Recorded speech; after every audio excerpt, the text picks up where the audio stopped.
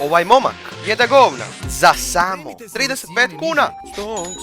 Usprkos tome što je u godini gospodnjoj 2025. život za čovjeka postao toliko komforan i lagan u odnosu na naše pretke prije 1000 godina koji su se suočavali sa raznim bolestima, kao što su milion vrsta kuge, umiranje od obične prihlade, te trovanje raznim biljkama, gljivama, bakterijama. Danas je čovjek odlučio pojist svoj drek. Ni ne zajebava se. Di je nasta problem s ljudskom vrstom? Di smo toliko pogriješili da od ovoga, koja je inače bila abnormalan strah za ljude, samim tim je i dobila sintagmu crna smrt. Dođemo do ovoga da ljudi, ili u ovom slučaju momak, uništava svoje zdravlje u svakom pogledu samovoljno.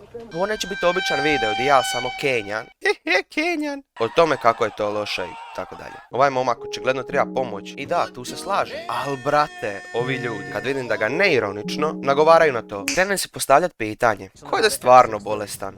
Mi imamo tog jednog frenda koji ovo radi, zar ne? Okej, to što ja imam frenda koji je radio slične stvari za onako 2 pušilice i 2 okusa, to je drugo. To sam ja i moji bolesni frendovi. Ali čak i tako nikad nam ne bi palo na pamet da se javno snimamo ili sramotimo za to. Ili možda stvar kod ovakvih sranja je to da ovaj brat ne bi zapravo ovo radio, a da nema ništa od toga. Logično. Sad, što je to nešto? Vrlo vjerovatno bi svaki normalan čovjek pomislio na nešto nestvarno, na nešto divlje. Realno, ko ne bi pojeo svoje govno za 1.000.000 eura? Sebe lažeš, znaš kao imaš sve u životu. Za onako par mjeseci muke. Ali ovaj brat to radi za 5 eura.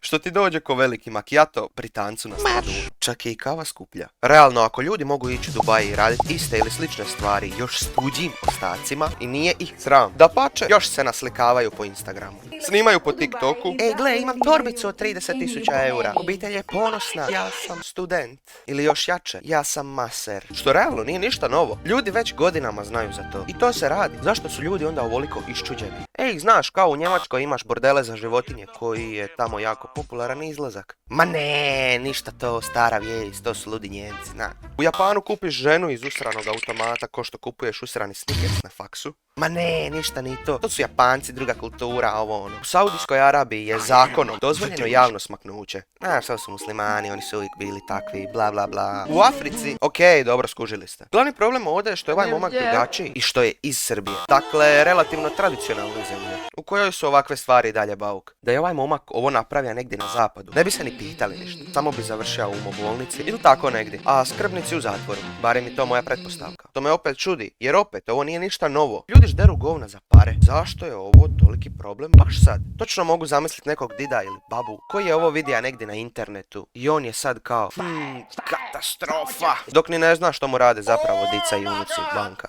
Mislim, u Hrvatskoj je mladić 2018. godine umra jer je pojeo živog puža iz zabave. Ali glupane, nije isto puži govno. Okej, nije isto, ali kužite poantu. Ovakve stvari se već događaju godinama unazad. Sad me ovo dovodi do pitanja s početka videa. Di je nastao problem s ljudskom vrstom? Di smo toliko pogriješili? Odgovor je jednostavan.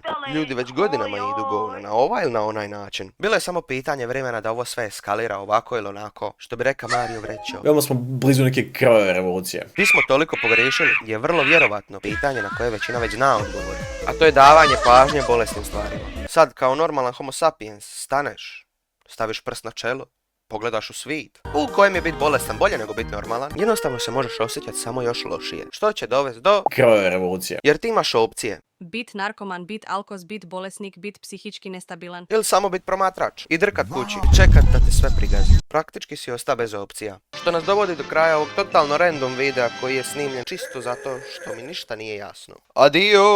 Adio! Adio!